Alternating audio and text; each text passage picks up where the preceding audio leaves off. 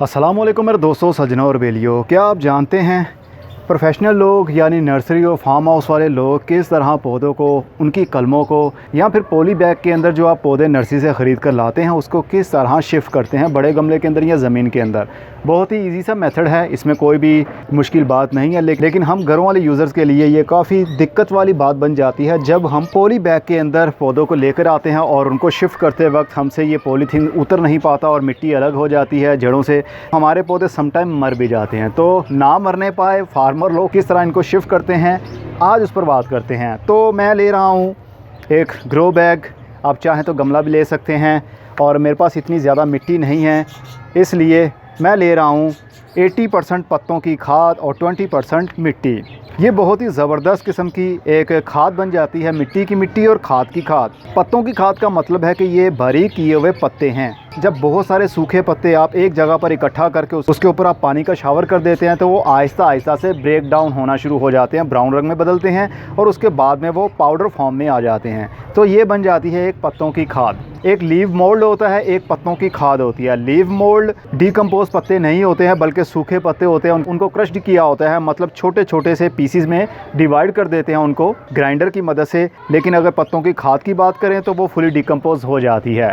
जैसे जैसे पानी का मॉइस्चर उसको मिलता रहेगा वो ब्रेक डाउन होते रहेंगे। एक टाइम आएगा अगर आप पानी का शावर पत्तों के ऊपर करेंगे, मतलब उसकी खाद के ऊपर करेंगे, तो ऊपर वाइट सा फंगस नहीं आएगा। इसका मतलब कि वो डिकम्पोज़ हो चुका है। और जो पत्ते होंगे अगर वो डिकम्पोज़ नहीं होंगे, साबुत पत्ते होंगे, अगर उनके ऊपर पानी का शावर करने के बाद में ऊपर से उसको बंद कर देंगे कुछ दिनों के लिए, तो जैसे ही ऊपर से आप पॉलीथीन या कोई भी आपने जिससे कवर किया होगा वो हटाएंगे तो पत्तों के ऊपर सफ़ेद रंग का एक जाला सा आया होगा। इसका मतलब होगा वो डिकम्पोज़ नहीं है। तो 80% पत्तों की खाद है और 20% इसमें मिट्टी है। ग्रो बैग के अंदर मैं भरता हूँ थोड़ी सी। वीडियो को पूरा देखिएगा, आगे एक और बात भी बताने वाला हूँ मैं जो पहले भी बताई हुई है लेकिन इस वीडियो के हिसाब से वो सूटेबल है। ये है जनाब हमारे पास DAP, डायमोनियम फॉस्फेट खाद, जो कि फूलों वाले पौधों के लिए और पौधों की जड़ों की ग्रोथ के लिए बहुत अच्छी चीज़ मानी जाती है। थोड़ी सी मैं लूँगा, तकरीबन 15 से 20 दाने। अब मैं इस पॉली बैग को लूँगा और इसको कैंची की मदद से काटूंगा नहीं। प्रोफेशनल लोग ऐसा नहीं करते क्योंकि जब आपने पौधे नर्सरी से इस हालत में लाते हैं पॉली बैग के अंदर लगे हुए, तो आपने नोट किया होगा बहुत सारे छोटे छोटे से सुराख किए होते हैं और कहीं से फटा भी होता है पॉलीथीन। तो हम घर आकर उसको कैंची की मदद से काट कर खोलने की कोशिश करते हैं लेकिन मिट्टी सम टाइम अलग हो जाती है। तो प्रोफेशनल लोग ऐसा नहीं करते। प्रोफेशनल लोग सीधा इसको पकड़ते हैं और ज़मीन के अंदर या गमले के अंदर जहाँ पर भी लगाना हुआ वो वहाँ पर शिफ्ट कर देते हैं।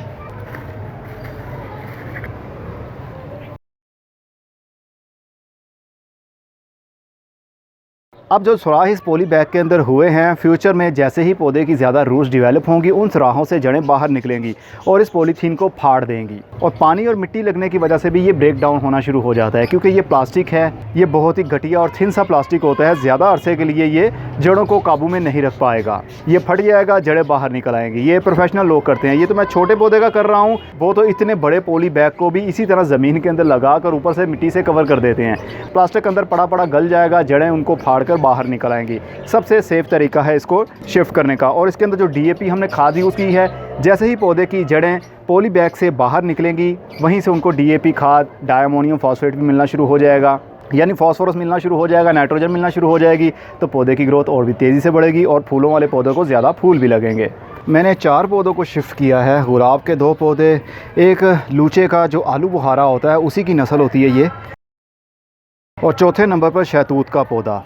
ये गोल वाला शहतूत है या लंबे वाला, ये कुछ भी अभी पता नहीं है। जब ये बड़ा होगा तभी मुझे पता चलेगा। ये कलमों से लगाए हुए सारे पौधे हैं। पत्तों की खाद अगर आपके पास नहीं है तो नो प्रॉब्लम, आप गार्डन सॉइल यूज़ कर सकते हैं। जो भी आपके पास नर्सरी से जो मिट्टी मिलती है आपको, वो मिट्टी भी आप यूज़ कर सकते हैं। गाय का गोबर मिक्स कीजिए, 3 हिस्से मिट्टी, 1 हिस्सा गाय का गोबर लें, उसके अंदर पौधों को शिफ्ट कर सकते हैं। अगर आपके पास गाय का गोबर भी नहीं है तो नर्सरी से जो भी मिट्टी मिलती है आपके लोकल एरिया में, वो मिट्टी लाइए, उसके अंदर पौधों को शिफ्ट कर सकते हैं। बस मिट्टी चिकनी नहीं होनी चाहिए। नर्सरी से जो भी मिट्टी मिलती है वो बालू मिट्टी ही होती है, उसका कलर डिफरेंट हो सकता है शहर के हिसाब से। तो आप वो मिट्टी ले आइए, उसके अंदर पौधों को शिफ्ट किया जा सकता है। और जो गुलाब के पौधे सर्दी के दिनों में नर्सरी से मिलते हैं वो पराली के अंदर होते हैं, उसको वीड स्ट्रा कहते हैं, पराली भी कहते हैं, उसके अंदर लगा होता है। उसको भी इसी मेथड के साथ आप शिफ्ट कर सकते हैं। ज़रूरी नहीं कि उसका पूरा रूट बाउल नंगा करें और उसके बाद उसको लगाएं।